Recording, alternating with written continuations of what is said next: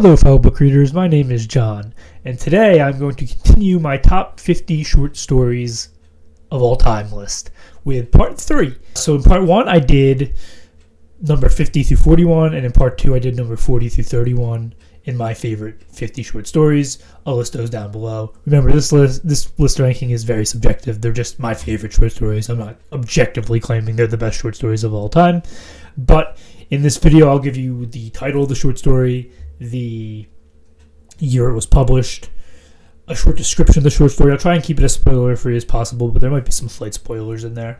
And then I'll tell you where you can find the short story today if it's somewhere different than where it was originally found. Remember, this list is going to skew a bit towards the fantasy side, more than other genres, because I'm primarily a fantasy reader, but there is a good mix of short story genres in this list. And today we're going to cover number 30 through number 21. So as always, let's get started.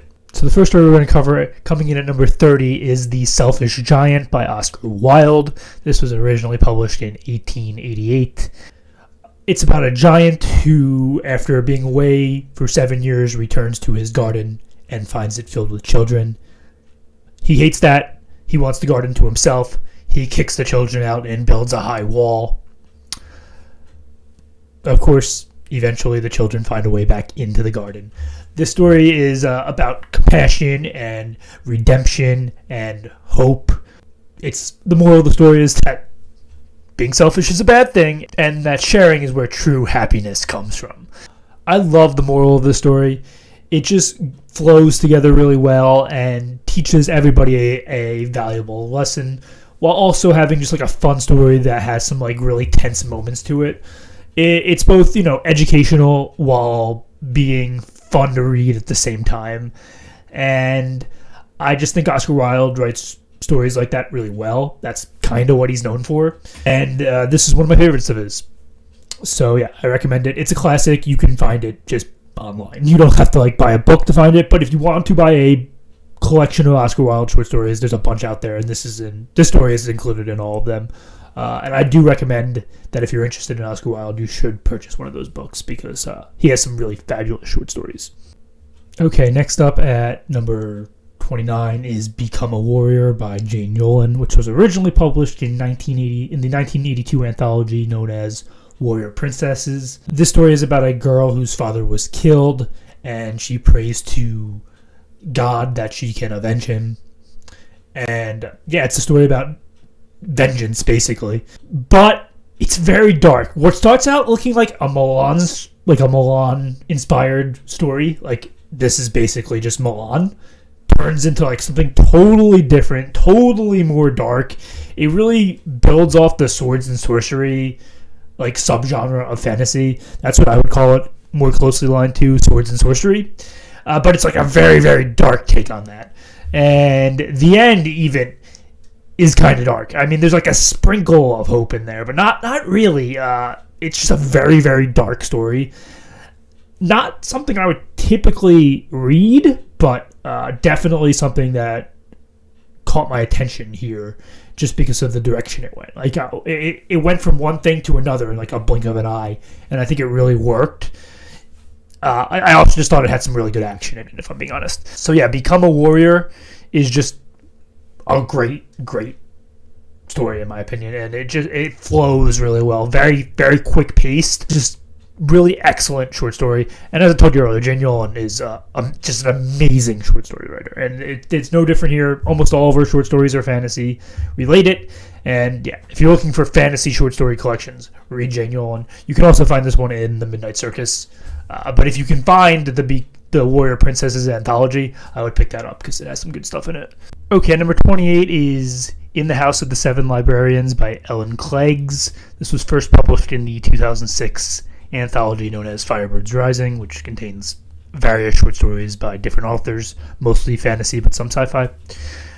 This one's more of a fairy tale. It's about a library that's kind of isolated and by itself, where these 7 librarians live. They all live there, even after library hours are over. The doors close, and they live in the library. And somebody drops off an overdue fairy tale book. But with the overdue fairy tale book, they don't have money for it, so they drop off their baby. And it's about this baby who is raised by these 7 librarians in the library, sort of isolated from everybody else. And it's about the magic of the library, and it has all sorts of like really humorous and nostalgic puns in it about libraries, like the Dewey Decimal System and stuff like that. And it has just like a heartwarming ending. It's one of those fairy tales where the magic is just like in the air, like you can feel it as you read it. Yeah, and for anybody that likes reading and books and sort of like an isolated lifestyle, this story's gonna hit. Yeah, just has everything in it that I really enjoy. And it sounds odd because the story doesn't really have much of a plot, but it is like 70 pages of just this child being raised by librarians, and when the child is old enough, she has the choice if she wants to leave the library or not. It's just like a really good story, and it has some very like heartwarming moments in it. It's filled with emotion and magic, and it's like a fairy tale in a lot of different ways. I mean, that's definitely the inspiration for the book, or various fairy tales that are like referenced throughout it. Yeah, just really, really fun stuff, and I applaud the author for being able to make 70 pages of this wonderful short story, but keep it interesting, even though there like isn't much going on.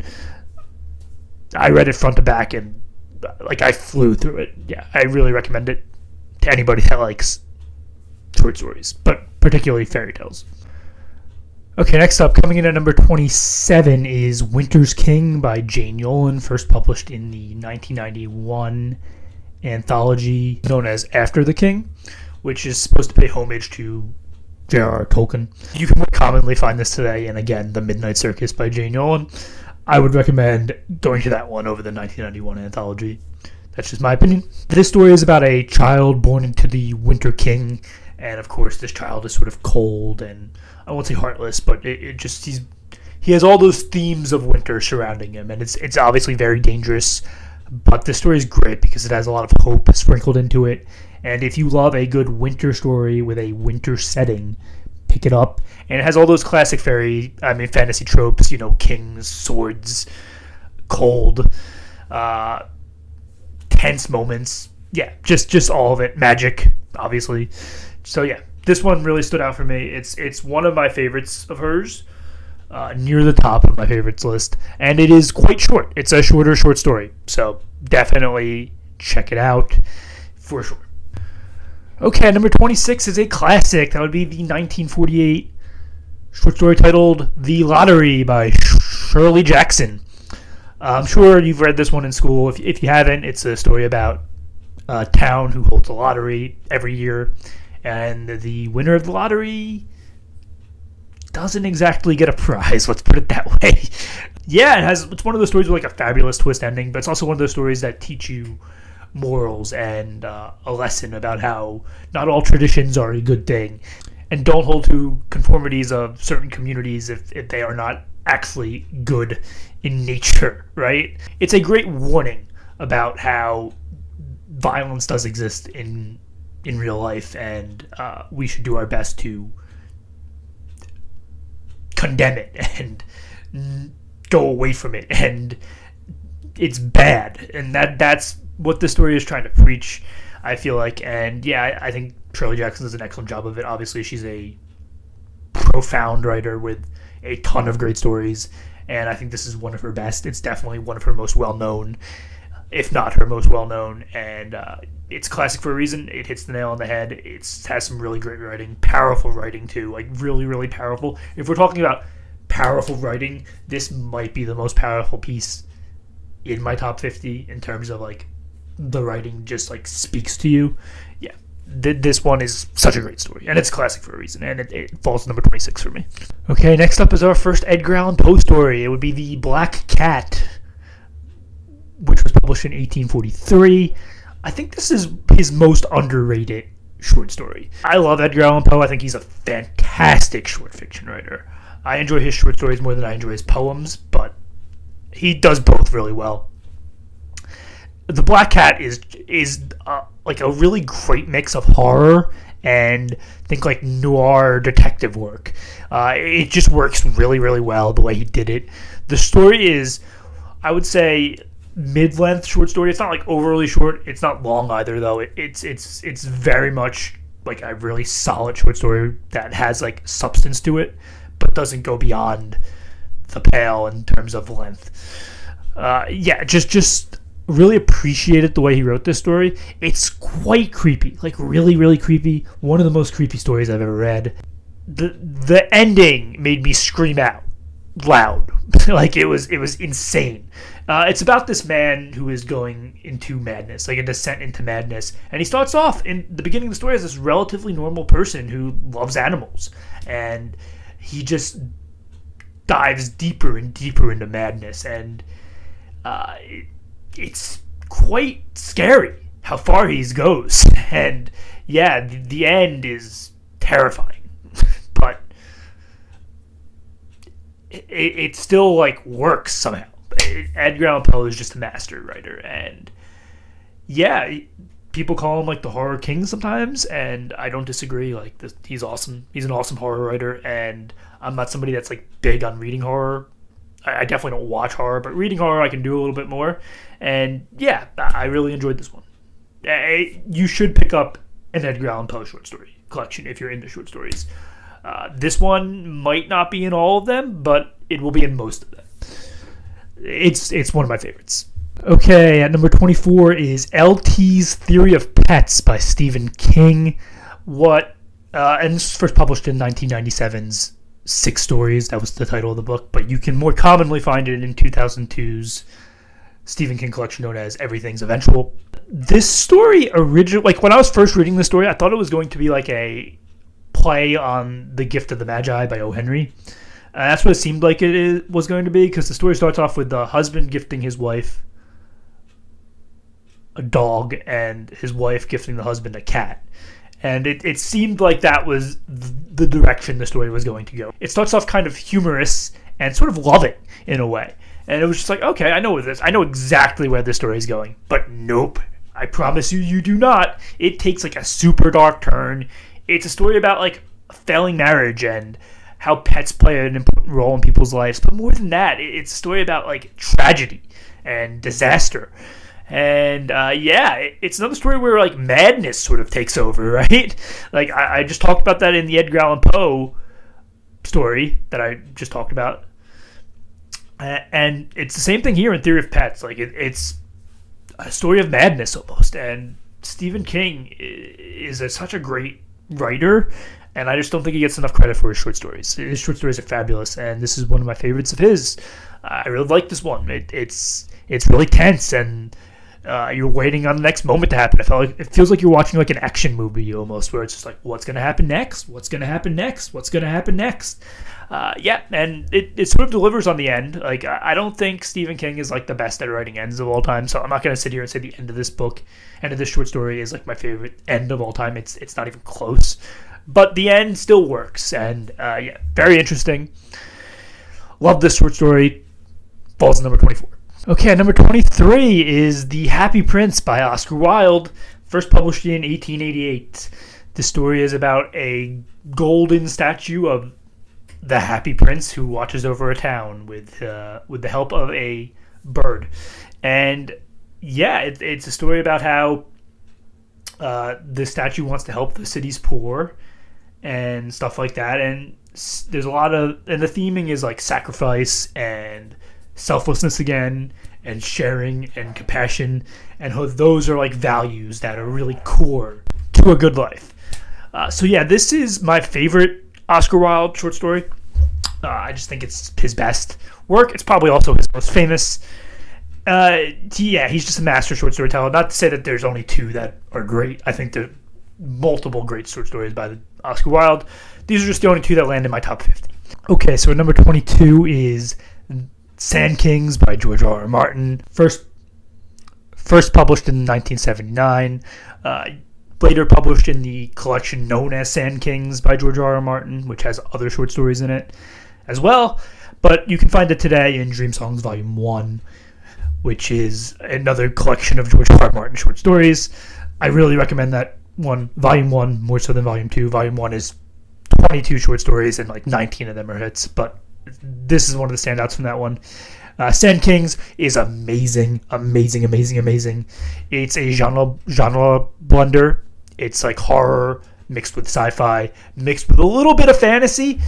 It just works. It's about this guy who buys these giant scorpion things, and they're like super deadly, and you're supposed to take care of them and keep them in a tank, and nothing bad will happen. Of course, he's a terrible collector, and he's very cruel, and the worst possible stuff happens.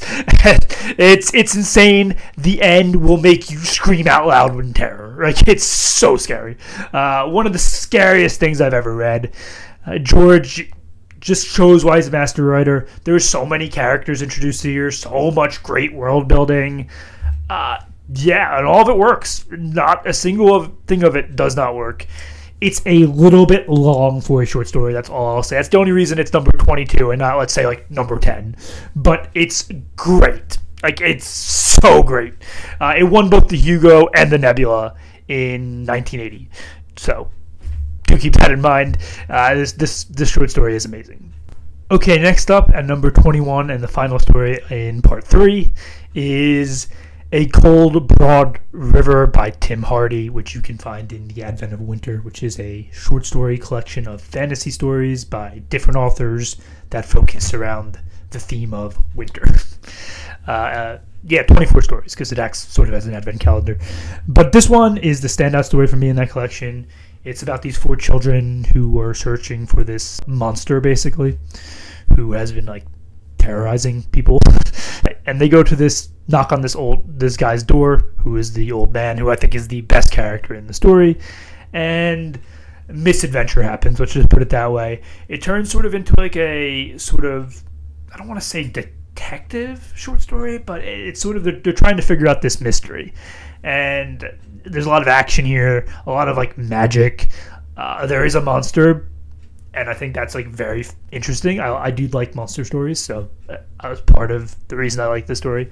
I like that you don't actually ever get to see the monster, which is kind of an interesting play, kind of risky to do if you're an author, but I think it really, really worked here. I can't recommend this enough. The end is perfect. I think the character writing here is superb, and it has all those hallmarks of fantasy that you want, including like the magic in the air, the sort of setting, the action. It's just all there, and I really enjoyed it, and it falls number 21 for me. So anyway, that is part 3 of this list, number 30 through number 21 of my favorite short stories of all time. This list, I told you last time that this section was going to had a lot more classics in it, and it just did. I mean, it had 2 Oscar Wilde stories, it had an Edgar Allan Poe, it had a Shirley Jackson. There was a lot of classics here, and that's going to continue on in this list going forward. You're going to see a bunch of classics, but you're also going to see a good mix of more modern fantasy too, not more modern short stories too. So I look forward to that. Let me know down below what your favorite short stories are, if you've read any of these that are on my list, or give me any recommendations you have. I definitely have not read every short story that's out there in existence, so I would love to read more. I love short stories, so yeah. And as always, thanks for watching.